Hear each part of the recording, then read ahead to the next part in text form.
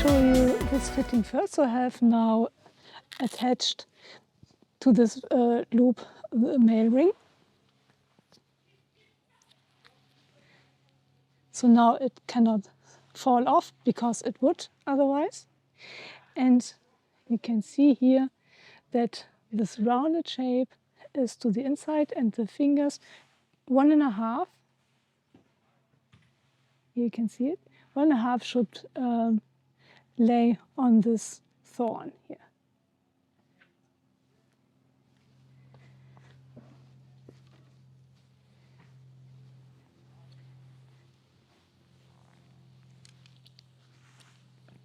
So I have here now my pole arrow, and I stand forward to the target, a bit more open, so that open. And now I do like this. And some let the bow fall down like this.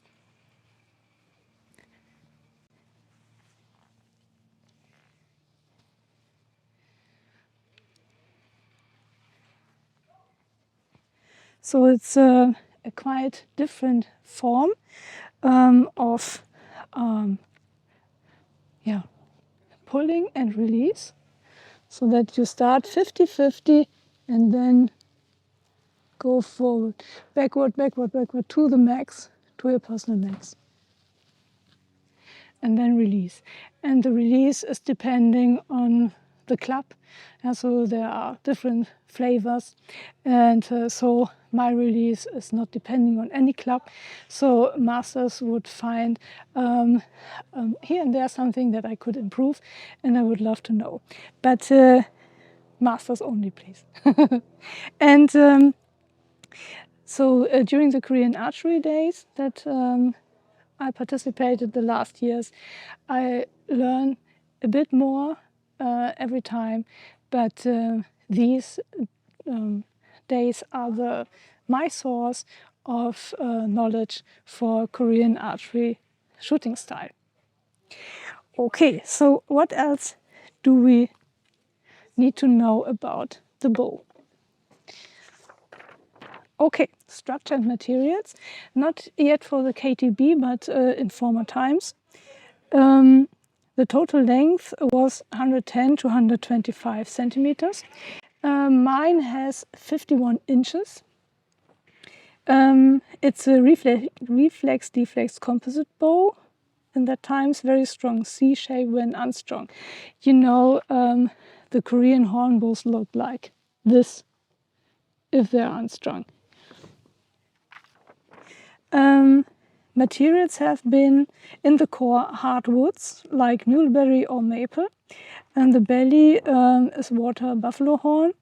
Back is cow or deer sinew.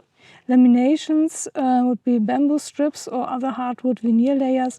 The glue was fish bladder glue or animal hide glue, and our outer covering was birch bark or lacquered hide to protect from moisture. Today's KTBs are laminated bows. They have a cover of fabric or birch bark, for example, or leather. The belly is usually not horn, despite if you have a horn KTB2, then there is a layer of horn here, but it doesn't have the same. It's not the same with a composite bow where it's necessary to have the horn on the belly. If you have a laminated bow with a horn on the belly, this is just decoration, because the laminated bow works without the horn. The composite doesn't. Notable construction features: it's a symmetrical limbs with strong reflex curves and stiff tips. And what's eye-striking is this shape. So you always have this kind of, let's say, middle finger on the tip. You will identify a Korean KTB very easily. Yeah, so this is the main feature. The other main feature of today's KTBs are the handle section. So the fade out is somewhere here, but these handles are very pronounced. Yeah, so you always have this grip. You can adjust to your liking, to your hand, that it fits your use. There is some kind of hard foam below this glued-on band, and you can modify this grip so that it's good for you. Yeah. And yeah, this is, and the relatively small brace height. So the brace height here is around 5.5 inches. It's relatively low. For the Joseon, it's 6.5, so it's a little bit more here. Yeah, but you can see the same family here. The today's KTB, the sports bow, is I think maxed out. Yeah, so you can't bend a bow further than being the limbs parallel to each other. So more is then useless. Okay. The grip section is small, ergonomically shaped, often deeply recessed, built in a labor-intensive process, sometimes requiring up to 18 or 24 months of curing and layering. Designed for high draw weights, often 70 to 120 pounds, despite its compact size. Yeah, so I've been told that the KTB was built when the Manchus have tried to attack the Korean people. And the Manchu bow, I hold. So we're talking of then a little later than 1500, so it was more around the mid of 17th century. There we had the Manchu bow. You see the aggressive Zia angle here. And these bows had a lot of power because of the high lever, or the large lever. And compared, this is just a mini bow. Yeah. But nevertheless, the Korean people have thought, okay, our strategy is to keep the Manchu bows, the Manchu archers, from getting too close to us. So our Korean bows need to throw the arrows farther away so that the Manchu archers don't get that close anymore. And that's the reason why they train to 145 meters.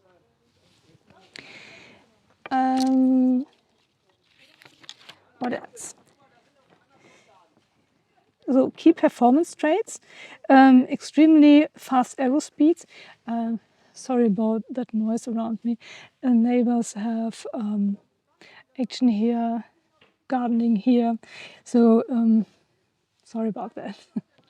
The effective range is 150 to 200 meters for combat. A long distance records shot over 300 meters have been documented lately. So yeah, it's really far away. But needs to, because if there's mounted archery, they're relatively fast. And so each second they approach further. The short draw length between 26 and 28 inches traditionally is suitable for mounted archery too. High resistance to fatigue and deformation despite repeated use, and can be used equally well from horseback or on foot. Yeah, we all can imagine.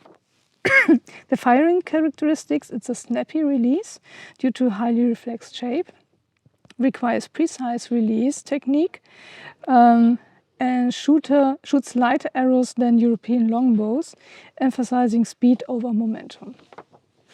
The timeline. So origins is ancient Korean kingdoms like Goguryeo and Silla, first millennium CE, and the maturation Goryeo and Joseon dynasties, especially in 14th to 19th century. This is the reason why I have here this Joseon bone show. Continued as civilian elite martial discipline even after the rise of firearms. Of course, if you have a shotgun. But nevertheless, so the military use, it was the essential, and then let's take this one, the essential weapon of Korean cavalry and elite archers, used in defensive against Mongol incursions, Jochen raids, and during Japanese invasions, and the one, the Manchu, that ChatGPT has forgotten, standardized for military training and examinations under the Joseon state. So, the cultural international impact, it's influenced Manchu and later Qing Chinese bow construction. Manchu bows are longer but share conceptual roots. Revered in Korea as both as weapon and moral discipline. Archery is one of the 6 arts of Korean scholar warrior, preserved into the modern era as part of Korean traditional archery, gakgung, now a national sport. And combines the compact size with extraordinary power, represents the apex of East Asian composite bow engineering, remained relevant well into the age of gunpowder, continues to be used today almost unchanged in ceremonial and sporting traditions. So I think the Korean bow is a very attractive one. When I started my journey into archery, I was honestly always thinking, so the handle is a bit bulky, but effectively, if you get used to the bow, it's just great. So it's a very nice bow. As said before, the Zia angle could be more aggressive, should be more aggressive to the master design. There is a master design for the Korean traditional bows, the KTB. And so these deviations is, I don't know. I wish I would have one with a really steep angle, but not a horn bow, because I wouldn't be able to string it properly. Okay, so for Korean, so KTBs, it's perfectly fine if you have a laminated bow, then your life is much more easier. Okay, I shoot now the Korean bow, the Ottoman style or Turkish style. So handle fitting like this.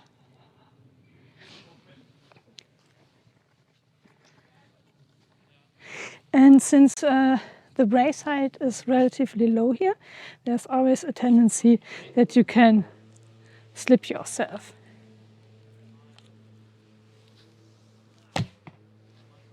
But the draw is extremely smooth. It's a very nice bow to draw.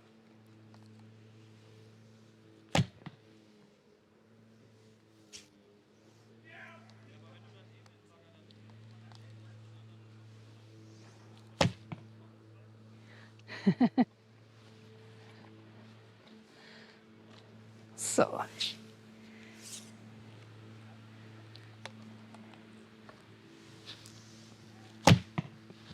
Close to center.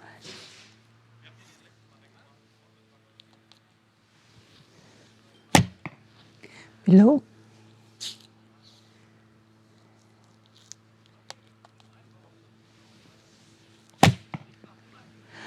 Not too bad.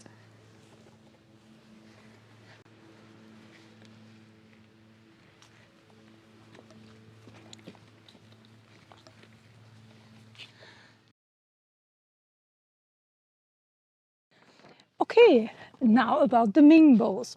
And this is a very interesting period because, as I mentioned before, so many various bows have existed the same time. I have here a killer set from Daoi, and this is a Chinese artist, leather artist, who has crafted this beautiful set a few years back. So this is a typical Ming set. I guess the Karyuan will fit there in perfectly, but it's built for the xiaoxiao. I will check when I have a Karyuan if it fits in here. So the Karyuan with the hook design is not yet here, but the Emperor design, so the Sichai is there, and the xiaoxiao that was predominant in 3 regions in China. So construction about the Ming bows, and we still talk about composite bows. So the bows used during the Ming dynasty were predominantly of the composite type, in line with the long-standing Chinese archery traditions. And these bows typically followed the Asian reflex recurve composite model through the regional and military-specific variations. The core construction is a wooden core, sometimes with bamboo or mulberry. Then the belly is covered with animal horn, often water buffalo or ox horn.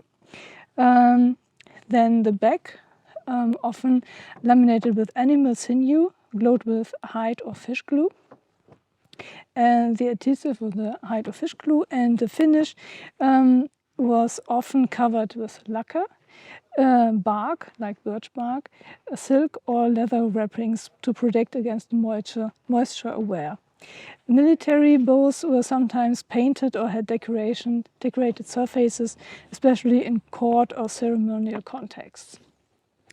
The shape and profile, most Ming bows were strongly reflexed and recurved. And let's take then the xiaoxiao compared to the Emperor bow.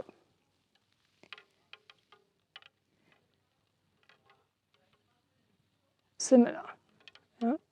So very similar, but you can see the different tip designs. And the xiaoxiao looks very similar to the Tatar. But we come to this in a bit. The Tatar is maybe a bit pointing more forward, has more aggressive ziyas. And yeah, but the rest is very similar. So we do not know the reason why it's so similar. We can only guess. And we come to this in a few seconds. Characteristics and performance. The draw weights varied depending on military rank and function. Heavy bows, 80 to 120 pounds or more, were used to cavalry and elite archers. Lighter ones, between 40 and 70 pounds, were used by infantry or civilian militants. The bow were optimized for a short draw, typical of horse archery, but with a powerful cast and efficient energy storage. Some designs included bridge grips or raised arrow rests for improved handling or speed loading in battle. So. Both were highly standardized under the Ming military bureaucracy. Archery manuals, such as the famous Wu Bai Si, describe specific bow types, training regimes, and tactical applications. The Karyuan bow, and sadly I cannot show here in person, design is robust and highly durable. Officers and soldiers along the 9 frontiers largely use it, and it's considered to be the most superior weapon. Karyuan means big ziyas compared to previous Yuan bow. And now I bring something from Haydn Fu here. For bow development, the Ming era is perhaps the most exciting era in Chinese history. Prior to Ming, the xiaoxiao bow barely had any change. Yuan dynasty brought in gently curved ziyas. But in Ming era, perhaps due to establishment or more trade routes, different bow designs coexist simultaneously. The xiaoxiao bow is actually an oddball. It popped out of nowhere. It's similar to Tatar bow, and it's possible that the bow came from new sea trade route established during Ming era or through traditional Silk Road. So this is inspired guessing. This shows the diversity of bows in Ming Dynasty. When Manchu took over China, they instructed bowyers to make only a single type of bow, the Dashao Qing bow. The Chinese development has effectively come to its final phase, resulting in the Qing or Manchu bow. So I don't have a Dashao bow, but as I've shown before, this was then the final result of the Qing bow development. So we have here in the Ming era various bow types. I've mentioned them before. I think it were 5 bow types that were used, and I have here 2 of them. Ming bows. Yeah, it's good to know to identify a Ming bow by the tip. Yeah, show you here again the drawing of this design of the tip. So you can see this is interesting. We have here this parallel design of nearly an arrow shape. Can you see it here? And then it goes a bit long, so very elegant here in this curve. And we have the tip open. So it's like a hook here. Different to Shashao. It's also hooked, but smaller. You can see it. Smaller. But not the same as, for example, the Manchu.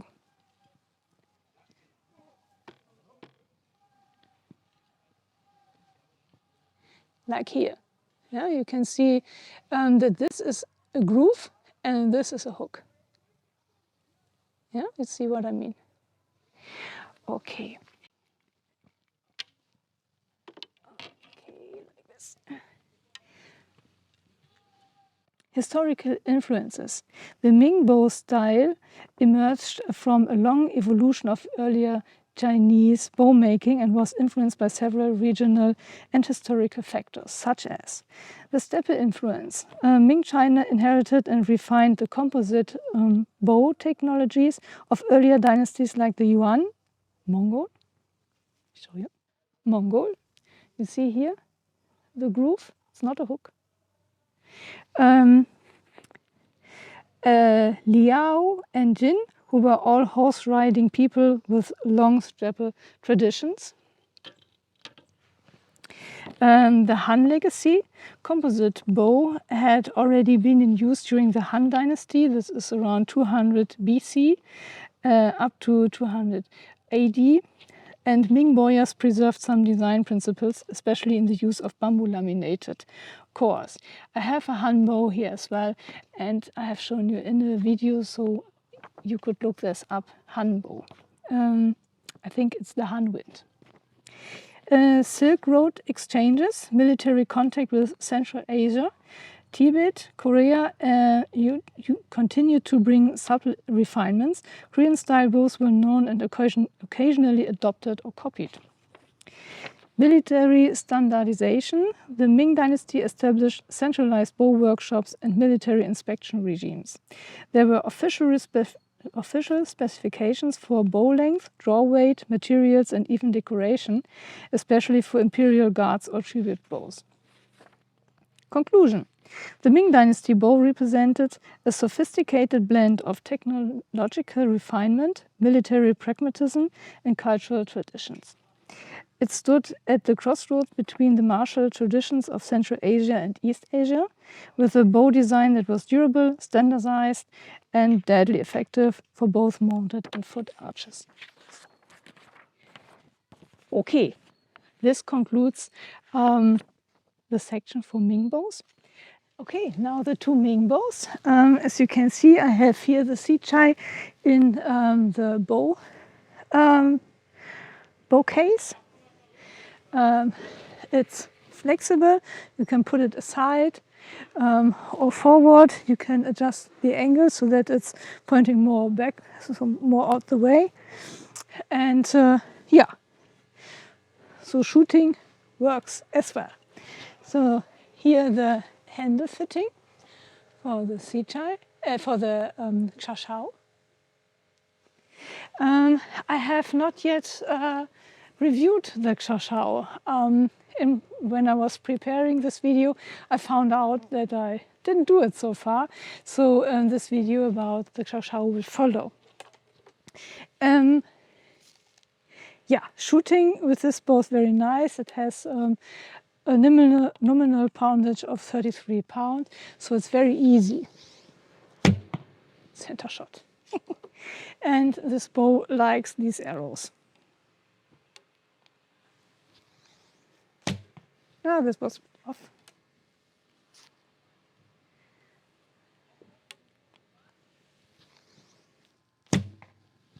Off as well. So the Chashao is a very nice bow, very easy. And center shot, very nice to use. Yeah.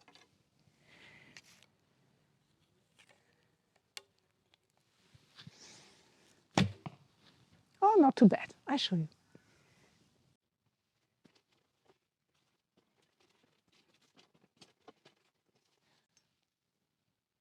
So with the Sichai, with the Chashao, it's easier for me to shoot groups. So now the Sichai 3K white eyes. And the fitting like this. Very nice too. This bow has a poundage of around 40 pounds.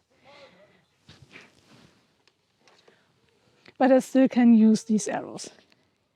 So they have a spine of 500 and a weight of 400 grain around, and are definitely too heavy for the Chashao. But nevertheless, the Chashao throws them very nicely. And for the Sichai, they are quite good.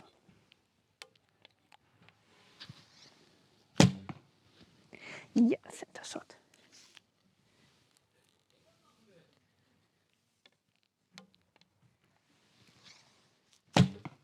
Oh, nice. Close to center as well. Show you.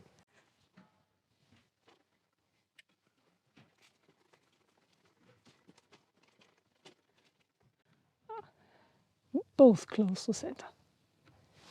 So you see, the Chashao fits to the bow holder, but also the Sichai.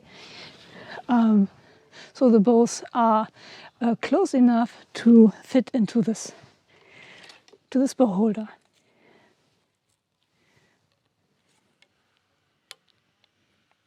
And I'm curious if the Kaiwan will also fit. Ah, too much off.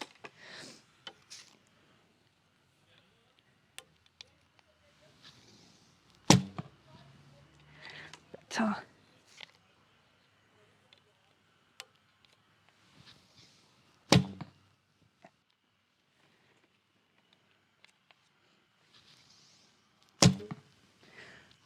Looks like center.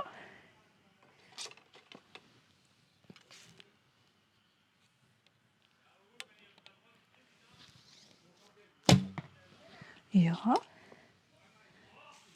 Close. A bit too low. I show you.